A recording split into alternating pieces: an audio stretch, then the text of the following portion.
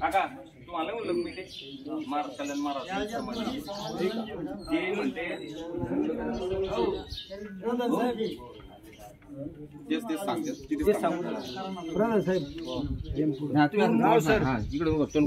मूळजी पुरुष संस्थान हे भीमाशंकर महाराज हे आले तिकडून कुठून कर्नाटक मधून ज्यावेळेस तिकडून आले तर निघाले ते इथं पैठण तालुक्यामध्ये पारुंडी म्हणून गाव आहे तुमच्या याच्यात असं अनुभव तिथं आल्या स्थायिक तिथं आले ते आल्याच्या नंतर तिथं असं नदी वाहती पा तुपीवाडी पारुंडी आणि नदीच्या काढाला अशी पोरं डोंगराळ भाग येतो आणि तिथं जनावर चालत होते लहान लहान मुलं ती महाराज आले तिकडं पाण्या तिकडं तिथं गाढव मरून पडेल आणि ती पोरं त्या गाढाजवळ खेळत होते भाऊ हे कधी ते पोरं काय झालं कोणतरी महाराज आले म्हणे आपण त्यांना सांगू तर ते महाराजकडे गेले ते म्हणे इथं बाबा हे काय हे गाढव कसं काय मेल ते म्हणे मेलं नाही माहिती पोराला म्हणे तुम्ही एक काम करा म्हणे ते नदीतून पाणी आलं वतल्याबरोबर ते गाढव उठलं पण ती जमीन दिली आता सध्या जमीन त्याला आता 1100 एकर जमीन होती त्यातली जायकवाडीमध्ये 4-5 एकर गेली आता 700 ते 800 एकर स्थायिक आता सध्याला आहे तुमच्या मुळे साहेबांनी चितेगावला एक घेतलं होतं बा 20 एकराचं पारुंडी गाव त्याची रजिस्ट्री होत नाही तिथं मंदिर आहे ना पारुंडीला मोठं मंदिर आणि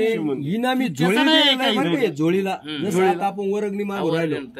तसं झोळीला इनाम 20 एकर एक गाव द्यायचं तिथून 20 एकर लोगाव म्हणून पाहिलं पैठण तिथं ते बऱ्याच दिवस राहिले तिथं असं समाधी आहे 2 गावाच्या बाहेर अशा ज्या समाधी आहे ना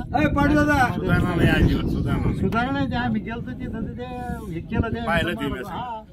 कोणते महाराज होते हे महाराज कल्याण महाराज बापू महाराज दोघं भाऊ होते ते त्यांचे काय करायचे इथं आमची मावला आहे इथं जिवंत ब्रह्मचारी रोज जायचे तिथं आंघोळीला कातडे धुवायचे आणि रोज यायचे परत बसायचे त्यांच्याजवळ वाघ खेळायचे येऊन वाघ राखण पाहायचे म्हणजे तिथून संन्यासी गादी याच्यानंतर हे याच्यानंतर ती गादी पण त्याच्यानंतर हे म्हणजे 8वी पिढी याच्यानंतर हे याच्यानंतर हे आता सध्या त्यांचं मुलगा नाही कल्याण महाराज जे होते ना यांनीच एकनाथ महाराज म्हणजे घोडमपल्ली म्हणजे हैदराबाद ही समाधी कर्नाटक आणि त्याला 4 मुलं झालेले त्यांच्या मुलाचं मग ते विषय मोठा मुलगा गादीवर होता ते वारले नंतर मग भावाला दिलं ते ना भाऊ वारला आता त्यांचा मुलगा आहे अभिषेक महाराज ते सध्या आता इथं नाही मी सकाळी 2 दिवस पौर्णिमा ग्रहण आहे ना कुठंतरी ते करायला गेले साधण्याला जायले